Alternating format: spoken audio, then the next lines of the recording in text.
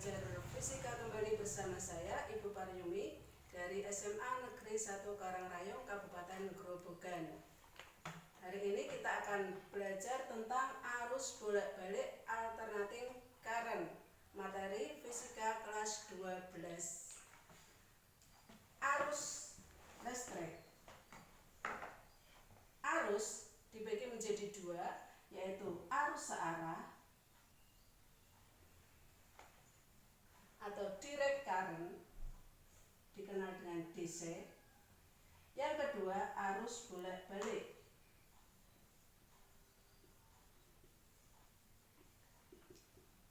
atau alternating current, dikenal dengan lebih familiar dengan arus AC. Arus searah sudah pernah kita pelajari, sumbernya apa? Ya benar, baterai, aki, dan elemen volta. Sedangkan arus bolak-balik sumbernya itu berasal dari generator atau PLN. Ini. Untuk pertemuan hari ini kita akan fokus belajar arus bolak-balik alternating current. Apa itu arus bolak-balik? Arus bolak-balik adalah rangkaian arus listrik yang terdiri dari elemen-elemen resistor, disimbolkan dengan R, induktor, disimbolkan dengan L, dan kapasitor,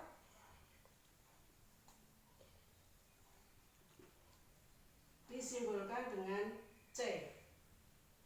Nah, ketiga elemen ini, resistor, induktor, dan kapasitor, itu nanti disusun secara seri. Demikian, bisa dipahami anak-anak?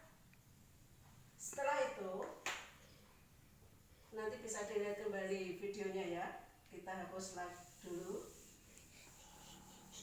Untuk berikutnya akan kita bahas tentang alat ukur listrik. Besaran-besaran apa saja yang akan diukur?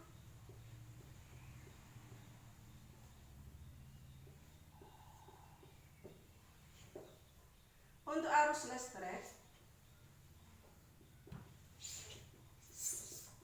alat ukurnya ampere meter.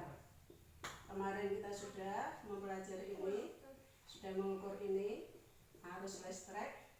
Kemudian tegangan listrik, alat ukurnya voltmeter. Kemudian ada alat ukur lagi, yaitu osiloskop. Osiloskop ini juga untuk mengukur perubahan tegangan terhadap waktu.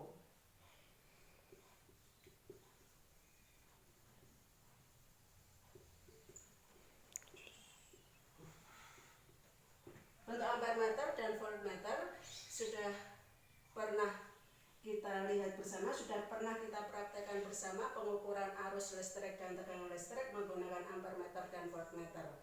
Kalau untuk osiloskop itu bentuknya seperti pengukur denyut jantung yang ada di rumah sakit, yang ada seperti ini, gelembangnya seperti ini. Nah, itu namanya osiloskop. Osiloskop di dalam pengukuran arus listrik ini adalah digunakan untuk mengukur tegangan terhadap waktu. Yang sumbu vertikal itu tegangan, sumbu horizontal itu sebagai fungsi dari waktu. Tegangan satuannya volt, sebagai fungsi waktu kita di sini memakai satuan milisekon. Nah, untuk arus listrik dan tegangan listrik yang terukur dengan ampermeter dan voltmeter, itu yang terbaca adalah nilai efektif. Jadi nilai yang tertera pada ampermeter dan voltmeter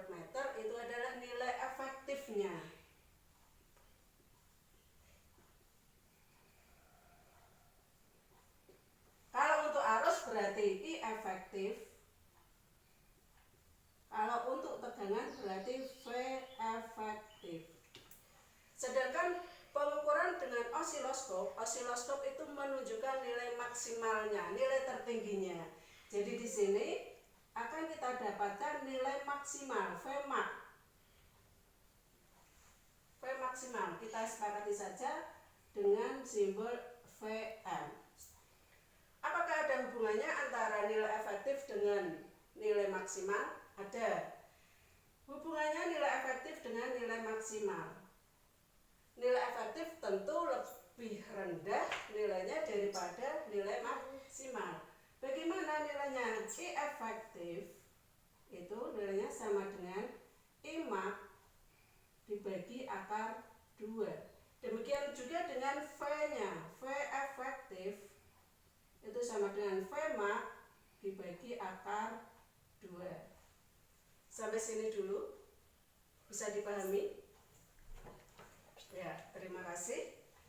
Kita lanjutkan lagi.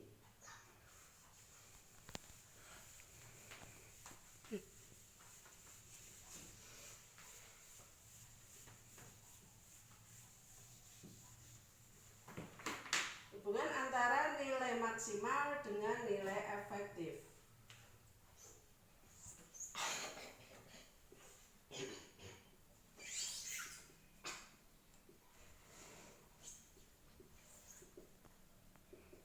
Pada alat ukur.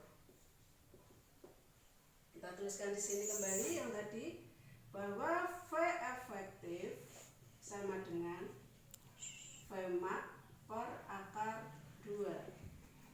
Arusnya juga demikian, arus efektif sama dengan arus maksimal dibagi akar 2. Kemudian untuk nilai rata-ratanya bagaimana? Untuk nilai rata-rata, V rata-rata itu sama dengan Vmax dibagi P. Nilai P itu adalah 3,14. Bisa tetap P, boleh dimasukkan angka 3,14 juga boleh. Kemudian I rata-rata, I rata-rata yaitu I max dibagi P. Bisa dipahami? Ini ya, hubungan antara nilai maksimal dan nilai efektif. V efektif sama dengan Vmax per akar 2, I efektif sama dengan I max per akar 2. Sedangkan V rata-ratanya adalah Vmax per P. I rata-rata juga sama dengan I max per P dengan nilai P adalah 3,14. Demikian, bisa kita lanjutkan untuk yang osiloskop ya.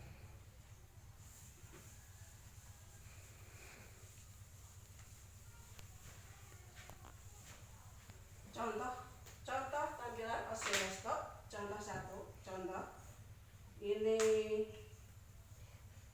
di osiloskop kan bentuknya kotak-kotak.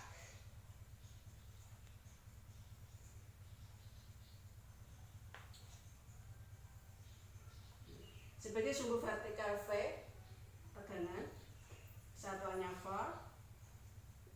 Sebagai sumbu horizontal T waktu, satuannya milisekon. Ini titik awal 0. Kemudian ini kotak yang horizontal.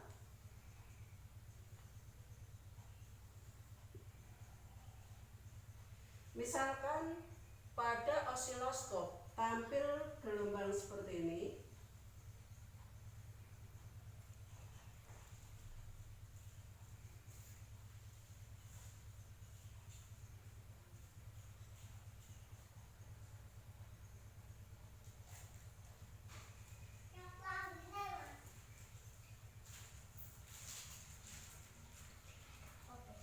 Ada gelombang seperti ini. Lalu di situ dijelaskan bahwa satu kotak pada V satu kotak itu nilainya 10 volt. Sedangkan I satu kotak itu nilainya 5 milisekon.